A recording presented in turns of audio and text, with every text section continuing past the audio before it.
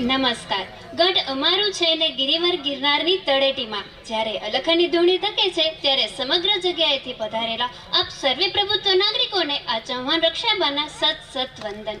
પ્રદિવ્ય શક્તિદાયકા પ્રસન્નતા વિધાયકા સુખ પ્રયા શ્રદ્ધા પ્રયા સુચારુ કર્મ ભૂષિતા સુપંચશીલ પાંચ જન્ય ઘોષ નંદિતા પ્રજાયતા પ્રણમ્યતા પ્રણમ્યતા પ્રણમ્યતા જે ભારતી વસુંધરા માં ભારતી અને માં સોનબાઈના ચરણોમાં લાખ લાખ વંદન સાથે આજે મારે એવા વિષય ઉપર ચર્ચા કરવી છે જેની ચર્ચા આપણા દેશમાં સમગ્ર વર્ષોથી ચાલી રહી છે.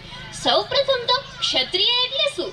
વટ અને વચનની વાત છે. ક્ષત્રિય એટલે એવું નથી કે તલવારો લઈને કાપી નાખે, મારી નાખે, ઈ જ કરી શકે. તે ક્ષત્રિય નહીં, પરંતુ ખરા સમય આવે ત્યારે સર્વસ્ત્ર દાન પણ કરી શકે એ ક્ષત્રિય કહેવાય.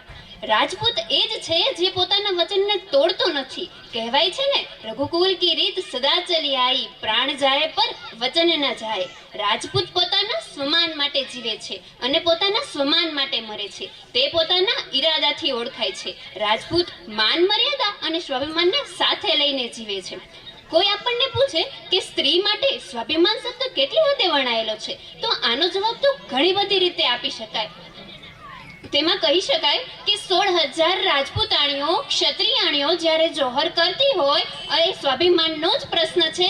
અને ચમક ઉઠી સન 57 में वह तलवार पुरानी थी, खूब लड़ी मर्दानी में वो तो झांसी वाली रानी थी. એ મરીને બતાવે કે મારીને બતાવે, પરંતુ સ્ત્રી સાથે સ્વાભિમાન શબ્દ વણાયેલો છે. સ્ત્રી સશક્ત જ છે, ફક્ત એને જાગૃત થવાની જરૂર છે. તેની અંદર એટલી તાકાત પડી છે કે સૂરજને ઉગતોય રોકી શકે અને એને આથમતોય રોકી શકે. પરંતુ આ જાગૃતિ આપણી અંદર ક્યાંક ને ક્યાંક ખૂટે છે. માટે મિત્રો, આપણે જાગૃત થવાની જરૂર છે. કદાચ આવો કોઈ પ્રોગ્રામ હોય, 500,000ની પબ્લિક હોય, એમાં હું જીન્સ ટી શર્ટ પહેરીને નીકળું ને, એ નવાઈની વાત નથી. પરંતુ જ્યારે મેં આજ પહેરવેશ પહેર્યો હશે ને, ત્યારે સાહેબ મારા માટે એક રસ્તો થઈ જશે. સાહેબ, આ તાકાત છે આપણા પહેરવેશની. તો શા માટે ભૂલી જવી છીએ આપણી સંસ્કૃતિને?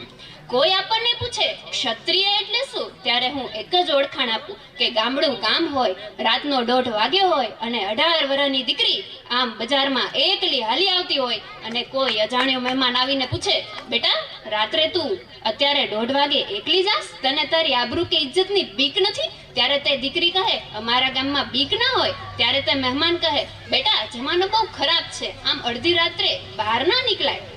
ત્યારે તે દીકરી કહે, અમારા ગામમાં બીક ના હોય, કારણ કે અમારા ગામમાં એક રાજપૂતનું ઘર છે. તો કોના બાપની ત્રેવડ છે કે અમારી સામે આંખ ઊંચી કરીને જોઈ શકે? તેને ક્ષત્રિય કહેવાય, તેને રાજપૂત કહેવાય. એક રાજપૂત કેવો હોય, તેનું ચારિત્ર્ય કેવું હોય. તો એકવાર એક ભાઈ નદીના કાંઠે પોતાના શસ્ત્રોને ધાર કાઢતા હતા.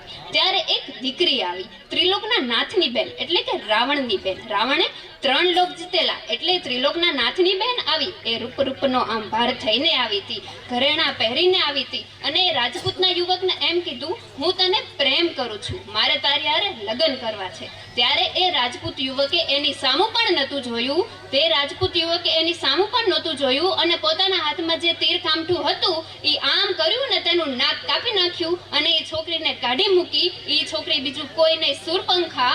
અને જે કાપવા વાળા હતા એ રામના નાના ભાઈ લક્ષ્મણ. મને ઈ વિચાર આવે છે કે ત્રિલોકના નાથની બેન આવે અને એને પણ આમ ઊંધા હાથે તેનું નાક કાપીને કાઢી મૂકે આપણા દેશનો આ યુવાન. અને આજે આ યુવાન આમ ડોલતો હોય ને, ત્યારે એવું લાગે કે આપણા દેશનો નકશો ફરી ગયો છે.